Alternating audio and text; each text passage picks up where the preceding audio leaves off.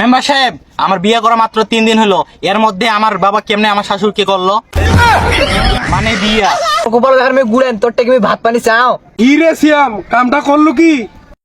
হ্যাঁ মেম্বার সাহেব, অত লজ্জা দেন না মগার। ওই মোক চাইছে, ওক মুই চাইছু, এতে 10টা আমার কি হয়েছে?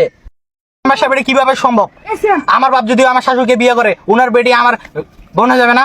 আমি তো উনার আগে থেকে সন্তান হয়ে আছি, তাহলে আমরা ভাই বোন হয়ে গেলাম না? আরে সাদাটা ভালো করে ধর না রে, মানে নাকি তুমি মাসে 160 টাকা দাও? বাবা দেখ কেন রে, মানি নেওয়ার মতন হলে মানি নে না। কেমনে মানিনি? মোর শ্বশুর বাড়ি মোর বাপের শ্বশুর বাড়ি এক জায়গা। মেম্বার সাহেব কোথায় তো ঠিক?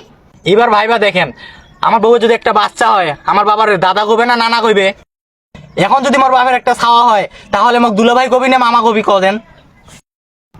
মহা বিপদত পড়ে গেল রে বা, এরকম সালিশ তো মুই জীবনে করো নাই। ঠিক কইছেন মেম্বার সাহেব, এমার দুবার বেটার ভিতর ঝামেলা আছে।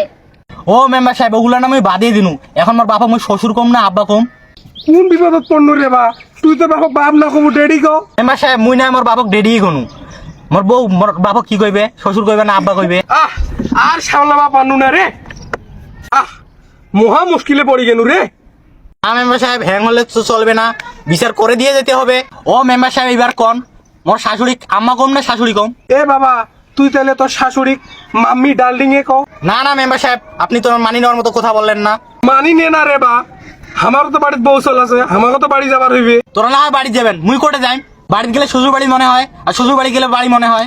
তোমার বিচার মুই করিয়ার পারিম না, এত পেঁচের বিচার মুই করবে পারিম না। তোর বাপ বাটার ভিতরে পেঁচ, তোর দুজনকে বান্ধি পিটিবার দরকার।